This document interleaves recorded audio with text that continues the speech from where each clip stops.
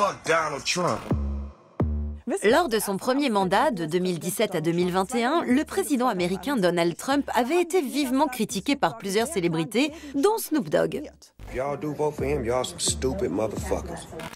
Et en 2025, eh bien, le même Snoop Dogg a chanté lors d'une fête donnée en l'honneur de Trump.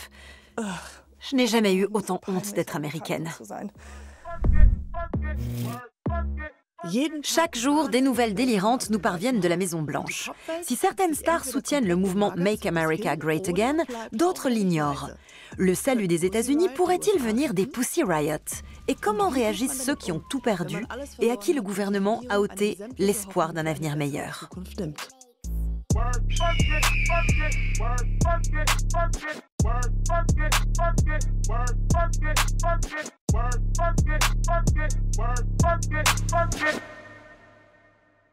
Je suis Katia Nagertz, humoriste et comédienne. Ma mère est américaine. J'ai été scolarisée aux États-Unis où j'ai fait mes débuts dans le monde de la comédie. Sans mentir, la première chose que je fais quand on me demande d'où je viens, c'est que je m'excuse d'être américaine. C'est vraiment très gênant. J'ai honte de la politique américaine, des expulsions illégales, du chaos douanier ou encore de cette étrange lubie d'annexer le Groenland. Et je déteste comment les politiciens américains se félicitent de cette pagaille. Regardez tous ces lèche-bottes du cabinet de la Maison-Blanche. Aucun président ne peut égaler le succès de Trump. Vos 100 premiers jours au pouvoir dépassent de loin ce qu'ont fait tous les autres présidents de ce pays. Et quand on en analyse les conséquences, ces 100 jours montrent l'impact considérable que vos actions peuvent avoir.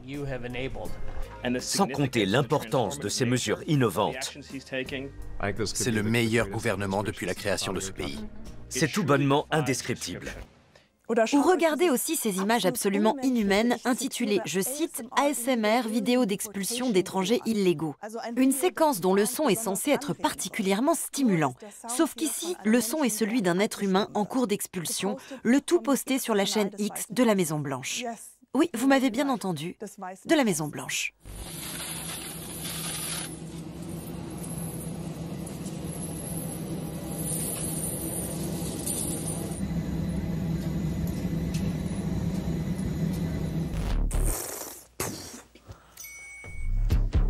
S'il y a une chose qu'on ne peut pas m'enlever en tant qu'américaine, c'est la culture pop. C'est souvent par ce biais que nous aimons mener nos combats politiques. La pop a longtemps été l'apanage des libéraux, mais ces dernières années, elle semble avoir pris un sacré virage à droite. Prenons l'exemple de Gwen Stefani, pourtant devenue célèbre grâce à un véritable hymne féministe.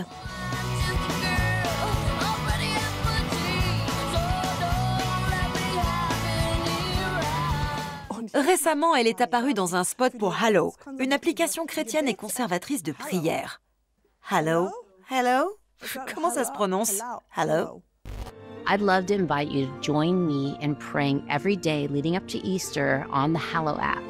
L'application a entre autres été financée par Peter Thiel, un gourou de la tech proche du mouvement néo-réactionnaire, et par J.D. Vance, le vice-président catholique et conservateur qui aime courtiser l'extrême droite. Vous savez, celui qui pourrait jouer le méchant dans Hunger Games.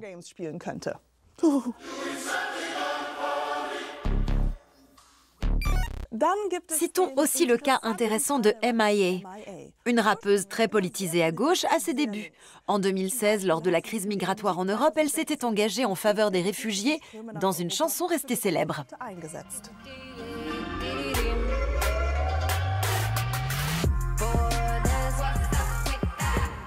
Aujourd'hui, elle soutient pourtant un gouvernement qui prône une politique d'expulsion et de repli sur soi. Désolée. Elle est aussi particulièrement fan du ministre de la Santé, RFK Jr. Trump va conduire l'Amérique à travers les 4 années les plus difficiles de son existence en arrachant les mauvaises herbes. Et RFK héritera de l'Amérique lorsque Dieu sera prêt à tout replanter et reconstruire dans la droiture. MIA, que s'est-il passé? Tout comme RFK Jr., la chanteuse est opposée au vaccin et n'est pas vraiment adepte de la médecine traditionnelle. Actuellement, elle vend même des articles de mode censés protéger des ondes électromagnétiques. Comme ce foulard qui, grâce à sa structure atomique particulière, préservera votre cerveau du Wi-Fi et de la 5G et vous permettra de retrouver votre autonomie et votre liberté. D'ailleurs, je ne suis pas surprise que MIA soit apparu en 2024 dans l'émission du conspirationniste et colérique notoire Alex Jones. Tu es une artiste incroyable et très intelligente. Et ce que tu as inventé est vital. Oui, je suis étonnée d'avoir été la première. Mon Dieu, c'est tellement bizarre. Je comprends pas.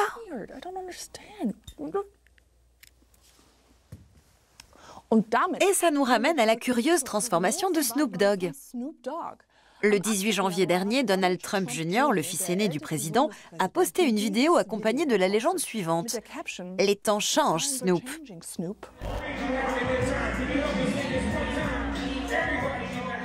On y voyait le rappeur célébrer sur scène la nouvelle investiture de Trump lors du Crypto Bowl. Cette apparition était d'autant plus surprenante qu'en 2017, Snoop Dogg avait pris position contre Trump, et ce comme peu d'autres artistes, à la fois sur les réseaux sociaux et dans sa musique.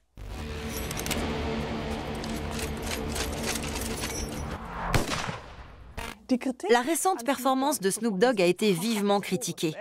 Plus de 500 000 personnes, loin de trouver cool sa nouvelle passion pour Trump, se sont désabonnées de ses comptes. Et voici sa réponse. Occupez-vous de vos vies, pas de la mienne. Moi, je suis cool. Et je suis toujours noir à 100%. On ne peut que spéculer sur les raisons de ce volte-face. Peut-être que Snoop Dogg a vu en Trump une opportunité de s'enrichir, tout comme son ami, le rappeur Soulja Boy. Comme dit toujours ma mère, il faut bien gagner sa croûte, même quand on est millionnaire.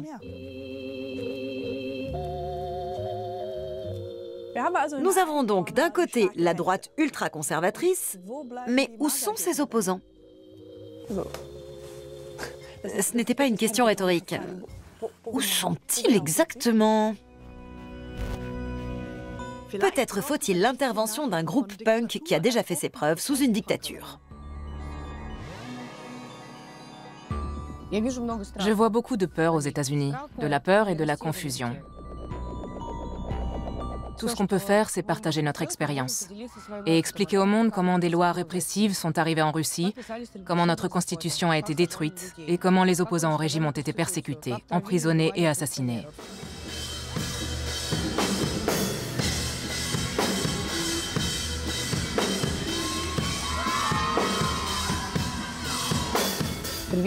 Bonjour, je suis Masha Aliorina du groupe Pussy Riot.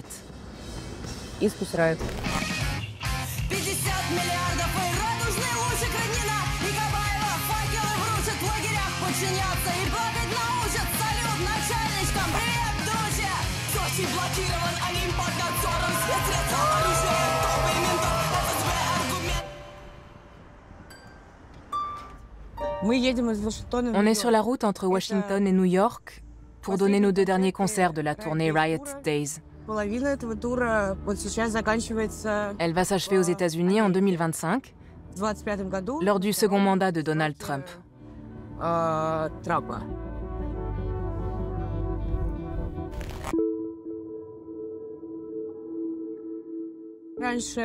l'origine, Riot Days était une performance inspirée de notre prière punk, pour laquelle j'ai été condamnée à 2 ans de prison. On y évoque aussi ma vie derrière les barreaux.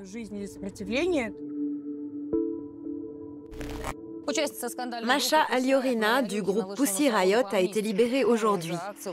Elle avait été condamnée en août dernier pour vandalisme après sa prière punk dans la cathédrale du Christ Sauveur de Moscou.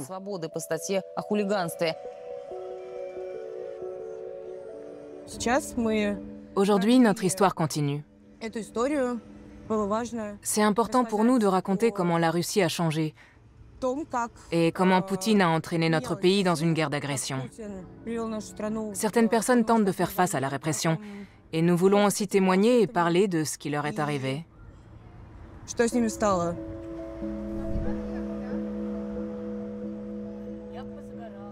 C'est avec ce bracelet électronique à la cheville que j'ai fui la Russie et que je suis arrivée ici, en Occident. J'ai voulu échapper à mon assignation à résidence et aux poursuites judiciaires.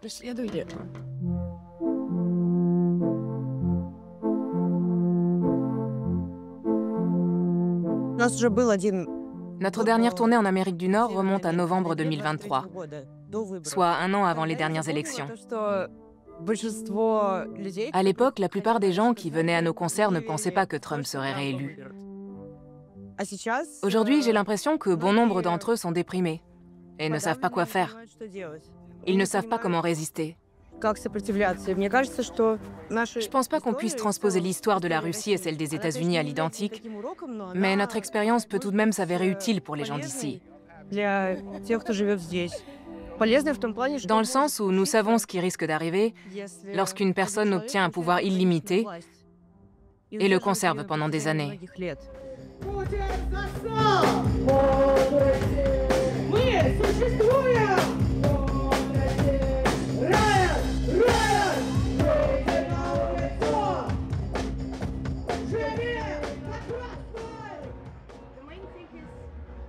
Je m'appelle Margot, je viens du Canada et je fais de la pop alternative. J'assure la première partie des Pussy Riot sur leur tournée Riot Days. C'est ma première tournée.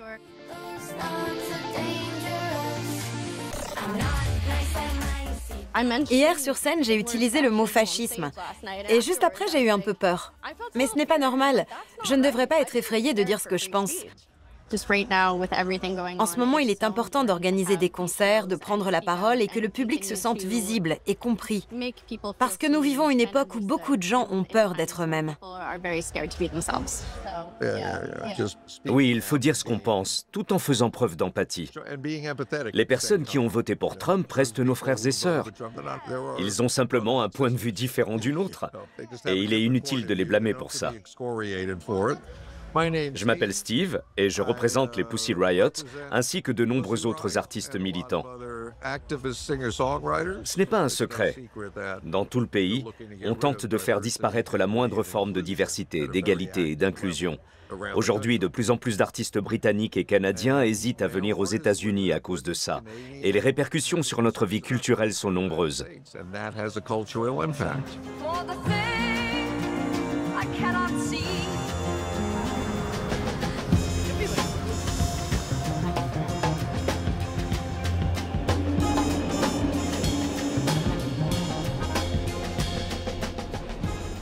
Les gens ont vraiment peur. Certains étudiants ont vu leur vie entière chamboulée par les autorités, simplement parce qu'ils se sont exprimés ou qu'ils ont participé à une manifestation.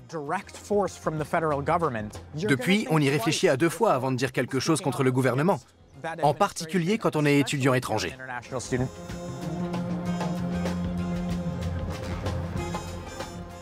Bonjour, je m'appelle Oscar Wolf. Je suis étudiant en deuxième année de civilisation américaine et d'éthique juive à l'Université de Columbia. Et récemment, j'ai été élu président du conseil des étudiants.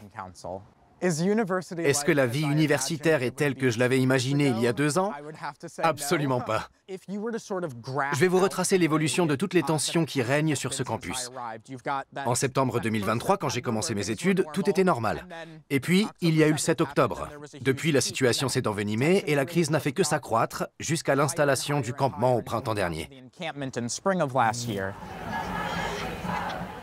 Si je suis venu ici, c'était pour étudier et obtenir mon diplôme. Je n'avais vraiment pas l'intention de prendre part à tout ça. Cette année, j'espérais que les choses allaient revenir à la normale. Mais depuis la réélection de Trump, tout a à nouveau brusquement changé. Harvard, MIT, Columbia, Stanford, l'Université de Pennsylvanie et bien d'autres ont endoctriné notre jeunesse et ont introduit la censure et l'antisémitisme sur les campus. Nous allons donc supprimer leurs avantages fiscaux et leurs subventions. Les tensions se sont encore aggravées, surtout quand ils ont menacé de retirer 400 millions de dollars de subventions à l'Université de Columbia, et aussi d'expulser ou menacer d'expulser tous les étudiants. Là, la tension est montée d'un cran sur le campus.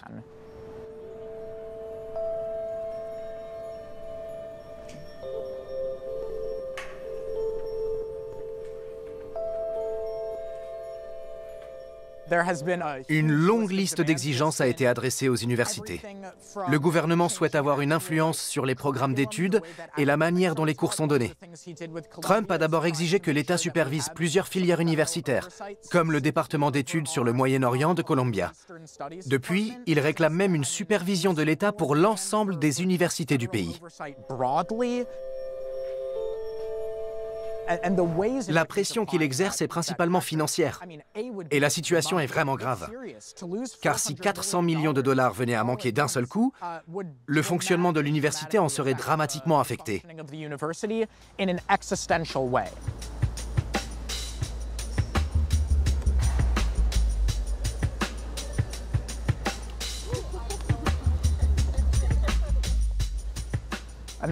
Voici le principal bâtiment administratif. Avant, c'était une bibliothèque. Mais il paraît qu'à cause du poids des livres, tout l'édifice a commencé à s'enfoncer dans le sol. Depuis, ils ont déplacé la bibliothèque pour y installer des bureaux. Mais c'est quand même un beau bâtiment. Je fais aussi des visites guidées.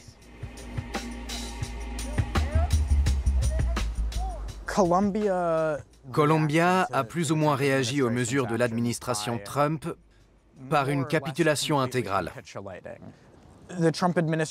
Au début, je comprenais qu'ils acceptent tout et n'importe quoi, car les coupes budgétaires menaçaient l'existence même de l'université.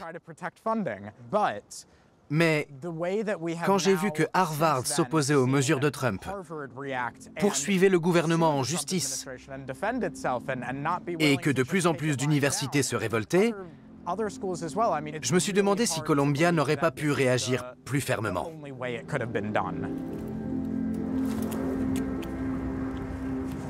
Je suis un étudiant juif à l'université de Columbia et je ne nie pas que l'antisémitisme est un problème. En revanche, je doute que l'administration Trump soit véritablement préoccupée par la lutte contre l'antisémitisme. Si nous voulons imposer notre volonté à ce pays et ses citoyens, nous devons nous attaquer aux universités de manière frontale et agressive. Que cherche à faire ce gouvernement ? Je ne peux pas entrer dans la tête de Donald Trump, mais une chose est claire. Pour lui, tout est une question de pouvoir et d'exercice du pouvoir. Il l'a d'ailleurs prouvé depuis qu'il est entré en politique. Et sa manière de traiter les universités s'inscrit pleinement dans la lignée qu'il a suivie jusqu'à présent. Il ne s'agit pas de limiter l'analyse de la situation du point de vue de Columbia ou de l'antisémitisme, car ça va bien au-delà.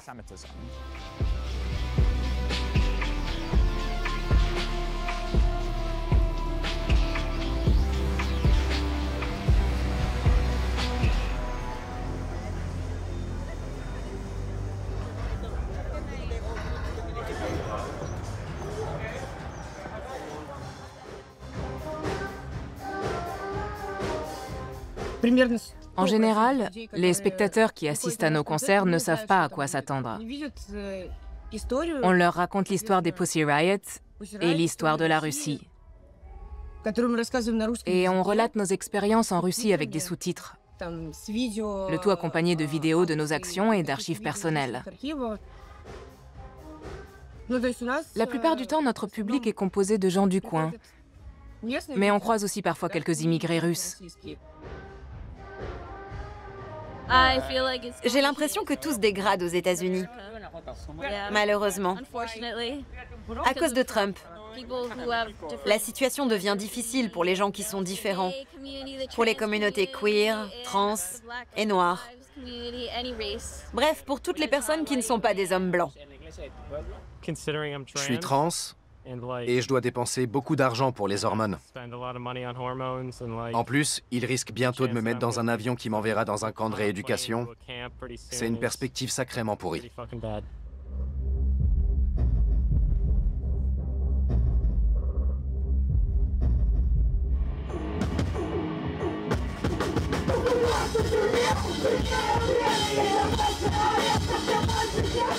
Je ne pense pas que les Américains exagèrent. Ils ont grandi ici et ce pays est leur point de repère. Heureusement pour eux, ils ne viennent pas de Russie, d'Iran ou de Chine. Quand on grandit dans un pays qui, en règle générale, soutient les démocraties du monde entier et se bat pour les droits humains, voir son président serrer la main de Vladimir Poutine ne correspond pas à ce qu'on entend par le mot liberté.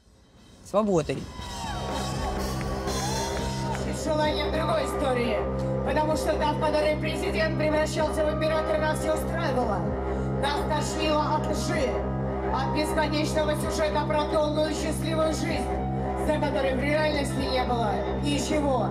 Долгая счастливая жизнь.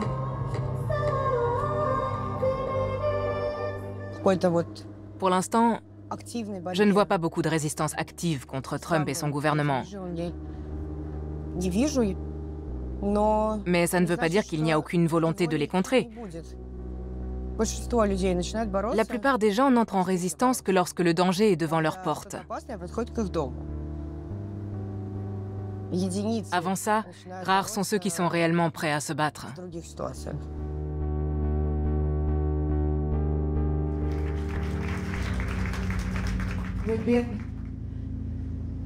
On s'est rendu dans plusieurs villes des États-Unis. Partout, j'ai vu des gens frustrés, voire déprimés par le régime actuel. Vous êtes nombreux à ne pas savoir quoi faire. Mais regardez un peu notre histoire. Vous avez encore le temps. Votre constitution n'a pas encore été modifiée. N'allez pas croire que vos actions soient insuffisantes. Continuez à faire ce que vous faites, même si ce n'est pas grand-chose. Continuez comme ça.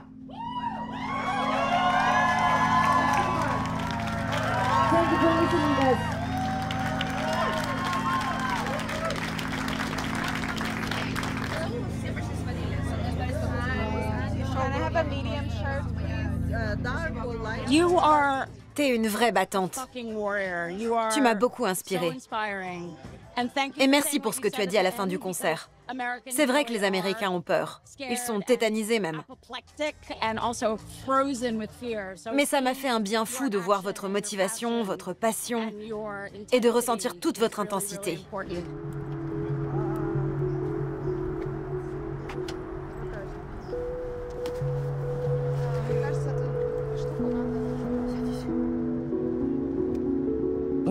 La plupart de nos héros de jeunesse étaient américains.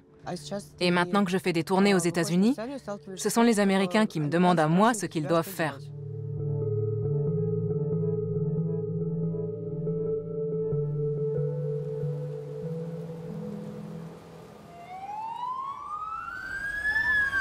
À Los Angeles aussi, l'incertitude est le lot de nombreuses personnes. Les incendies du mois de janvier y ont détruit près de 18 000 bâtiments. Le rappeur Fat Tony a tout perdu.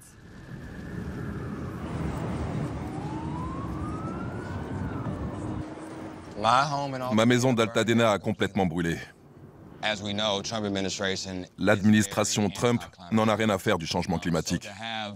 Et savoir que ces types sont au pouvoir en cas de catastrophe climatique, c'est assez flippant.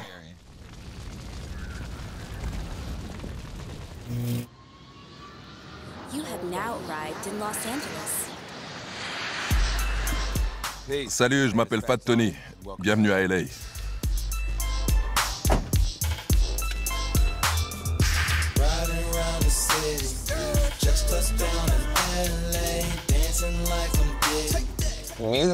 Mon rap est fortement enraciné dans la musique underground.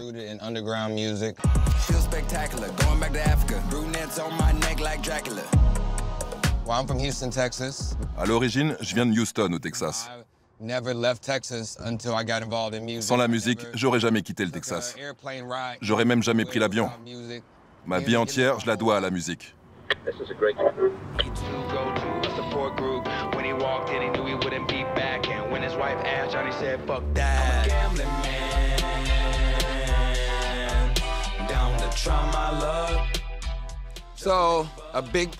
Quand ma maison a brûlé, j'ai perdu une grande partie de mes chansons, mais aussi mes instruments, et le disque dur sur lequel étaient stockés tous mes enregistrements.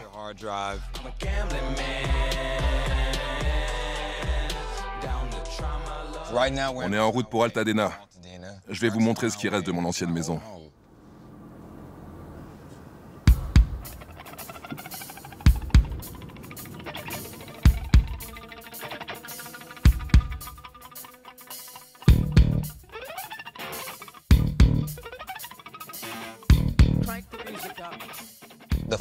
L'incendie a démarré dans Leeton Canyon.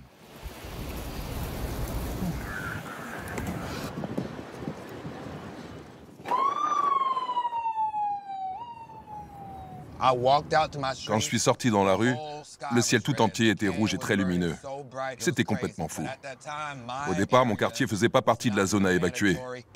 Tous les rapports indiquaient que le vent allait souffler dans le sens contraire.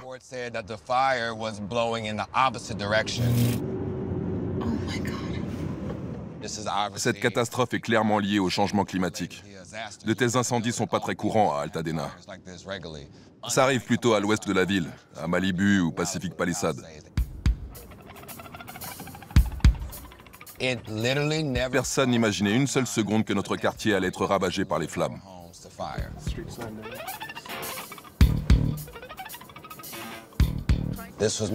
Voilà mon ancienne maison. J'habitais juste là.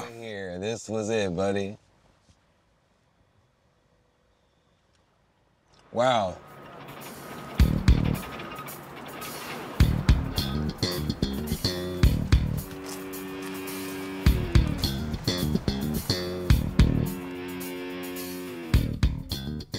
Je vais vous faire un petit tour du propriétaire. Là où on se trouve, c'était la cuisine. Comme vous le voyez, j'avais un super micro-ondes. Là-bas, c'était l'escalier qui menait au jardin. Vous auriez dû voir ça avant que tout parte en fumée. C'était vraiment une maison magnifique.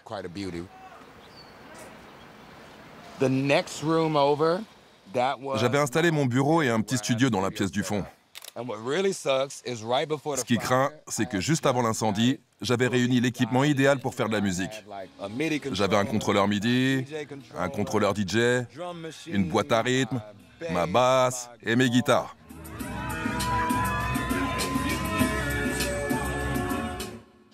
Pourquoi cette assiette est encore là? C'est une blague. Comment ça se fait qu'elle soit toujours blanche? Faut que je comprenne pourquoi elle n'a pas brûlé. En tout cas, vous avez vu ma maison.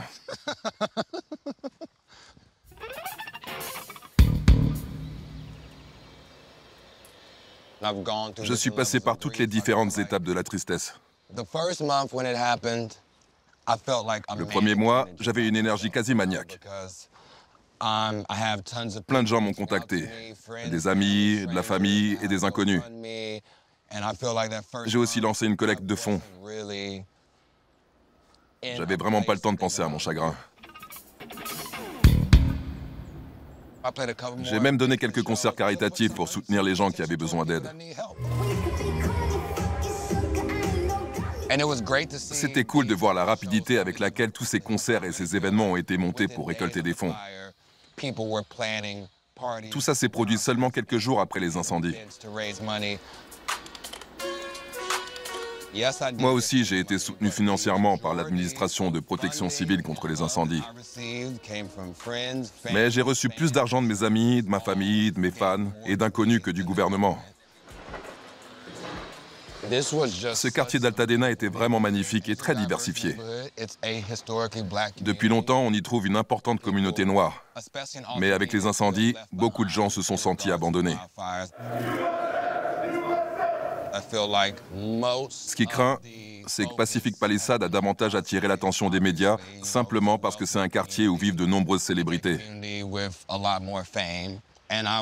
Ça craint vraiment. Je suis Judy Chu et je représente au Congrès les districts d'Altadena et de Pasadena. Je sais que vous vous êtes récemment rendu à Pacific Palisades et vous y avez vu l'étendue du désastre. Mais à Altadena, la situation est apocalyptique. 9500 bâtiments y ont brûlé et la plupart des victimes des incendies viennent de mon district. Je voulais simplement m'assurer que vous pensiez aux habitants d'Altadena et de Pasadena et que vous vous y rendrez bientôt. Je ne suis en poste que depuis 3 jours, mais je vais faire un travail formidable. Je sais que pas mal d'habitants d'Altadena ne voulaient pas voir Trump ici. Alors merci à lui de ne pas être venu.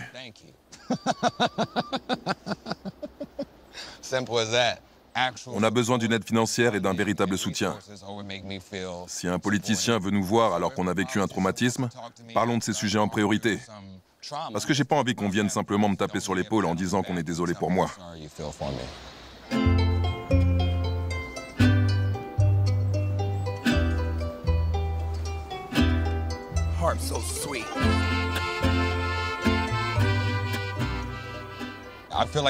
Si on a appris quelque chose dans ce pays au cours des 10 dernières années, que ce soit avec Trump, le coronavirus ou n'importe quel autre drame, c'est qu'il faut toujours se tourner vers ses voisins.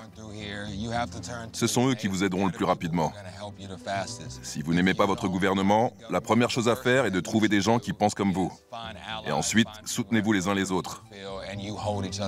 Ici, l'État nous a déjà abandonnés de nombreuses fois. Alors inutile de jouer au même jeu encore et encore.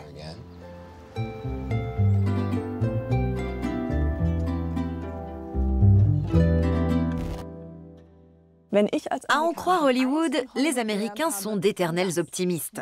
Et c'est mon cas parce que je vois même de l'espoir là où il n'y en a plus. Comme sur Internet, par exemple. En février 2025, Trump s'est autoproclamé chef du Kennedy Center, l'institution culturelle la plus importante des États-Unis, financée par des fonds publics. Jamais encore le Kennedy Center n'avait eu de président à sa tête. Très vite, Trump a voulu remanier le programme de l'établissement pour que la diversité laisse place à un contenu plus familial. Les spectacles de drague ont depuis été remplacés par Cats, la comédie musicale préférée du président. Dès le mois de mars, Tavish Forsis, employé du Kennedy Center, a protesté. En ce moment, je me demande si je dois démissionner. Parce que si je reste, je serai complice de cette prise de contrôle hostile de la part d'un gouvernement qui s'attaque systématiquement aux pauvres, aux queers, aux personnes racisées, aux migrants, aux musulmans, aux victimes de la guerre et aux femmes. Rien qu'en disant ça, je me rends compte que c'est évident pour moi. J'emmerde Trump et le Kennedy Center. Le lendemain de cette prise de parole, le Kennedy Center a répondu à la question de Tavish Forsis en le licenciant. Peu de temps après, YouTube a supprimé sa vidéo en prétextant que son contenu était sexuellement inapproprié.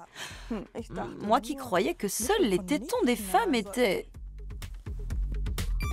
À propos de censure, pour ne pas voir vos contenus disparaître, mieux vaut ne pas exhorter les gens à ne pas faire certaines choses. Alors s'il vous plaît, ne regardez pas cette vidéo du TikToker Brent Chase.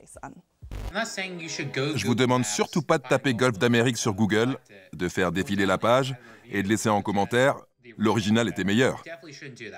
Surtout, n'écrivez rien de négatif sur le Golfe d'Amérique. Vous vous demandez peut-être où se trouve le Golfe d'Amérique. Eh bien, il n'existe que dans l'imagination de Trump. Lors d'une de ses tentatives d'annexion de territoires entourant les États-Unis, comme le Canada et le Groenland par exemple, le président a tout simplement voulu rebaptiser le Golfe du Mexique en Golfe d'Amérique. Comme nous sommes en train de le survoler, j'ai trouvé cette décision appropriée. Ce n'est pas approprié du tout. Seule l'ONU est habilitée à faire ce genre de choses. C'est un peu comme si j'écrivais mon nom sur un pot de yaourt pour qu'aucun de mes collègues ne le mange. Sauf que le président américain ne possède pas le Golfe du Mexique. Pourtant, Google a docilement suivi cette décision en renommant le Golfe sur Google Maps. L'original était meilleur. Les exemples qui prouvent que les patrons de la tech comme Musk, Zuckerberg et Pichai se mettent à genoux devant Trump sont nombreux. Ils vont même jusqu'à imposer la politique du président sur leur plateforme de communication mondiale pour faire reculer les opinions divergentes. Et c'est peut-être ça qui rend aujourd'hui la contestation sur Internet si importante. Mais à l'heure où les pop stars dépendent intégralement des algorithmes, nombre d'entre elles préfèrent ne pas s'exprimer. Lord, have mercy.